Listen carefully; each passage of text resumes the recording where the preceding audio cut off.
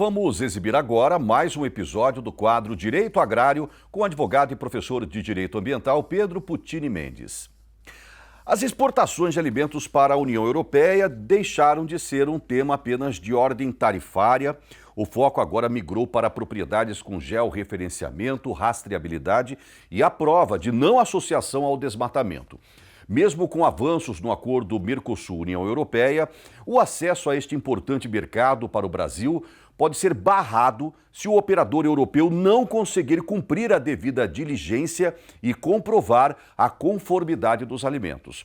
A pressão tende a ser repassada por contratos e auditorias para frigoríficos exportadores e tradings, inclusive com exigências sobre fornecedores indiretos. Os detalhes a gente acompanha neste exato momento. Pode rodar.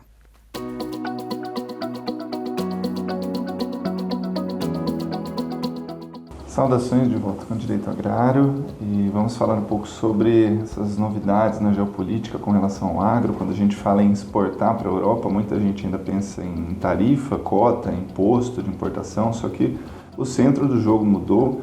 Hoje o acesso ao mercado europeu está cada vez mais condicionado ao território e à origem do produto, a rastreabilidade geográfica e a prova de que essa produção não está associada a desmatamento. Então esse é o ponto de encontro entre dois movimentos paralelos que estão acontecendo. De um lado, a agenda de abertura comercial entre o Mercosul e a União Europeia, e de outro, o Regulamento Europeu Antidesmatamento, a chamada EUDR, que impõe diligência e, na prática, funciona como um filtro material de acesso ao mercado para o produtor.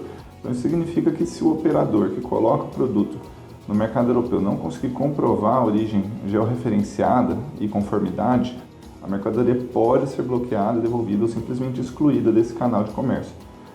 E aqui é importante entender a lógica jurídica. Não se trata só de cumprir uma lei europeia, mas de lidar com um padrão de mercado que tende a ser reproduzido em contratos, auditorias, cláusulas de responsabilidade. Essa exigência ela se desloca para trás da cadeia produtiva, para os frigoríficos, trades, indústrias, que vão repassar esse risco para os fornecedores diretos e indiretos com declarações de conformidade e alguns outros mecanismos contratuais. E aí o Brasil, como grande exportador, entra nesse cenário com um desafio que não é exatamente ambiental, né, no sentido clássico, mas territorial, porque a Europa quer coordenadas, histórico de uso e ocupação do solo, capacidade de identificar a trajetória, e o nosso ponto é frágil, né, cadastros que não conversam entre si, sobreposições, regularização incompleta, arquitetura de dados do Brasil que dificulta rapidamente identificar essas questões. Então o resultado pode ser bastante assimétrico, né? São grandes grupos que vão acabar diluindo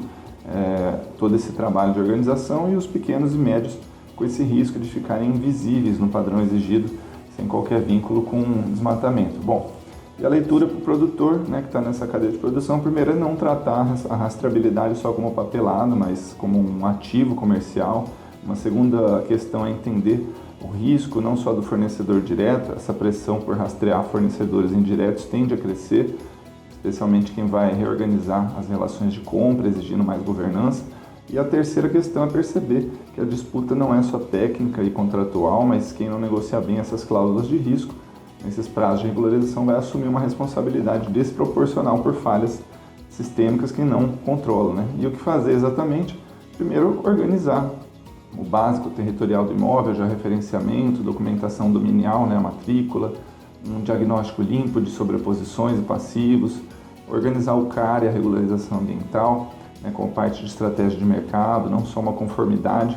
E terceiro, também criar um pacote simples de evidências, né, de mapas, histórico de ocupação do imóvel rural, registros de conformidade nas cadeias de produção e, preferencialmente, tratar isso tudo de maneira muito técnica, né, revisar os contratos de fornecimento, né, e tratar tudo isso de maneira auditável, equilibrada, né, porque a oportunidade de correção e alocação de risco vai determinar esse futuro do mercado. Então, tudo isso tem uma dimensão estratégica, né, em vez de cada empresa inventar o seu próprio padrão, o caminho mais inteligente é construir mecanismos coletivos de conformidade que vão dialogar com esse padrão europeu, né, de interoperabilidade de dados, inclusão de produtos, enfim.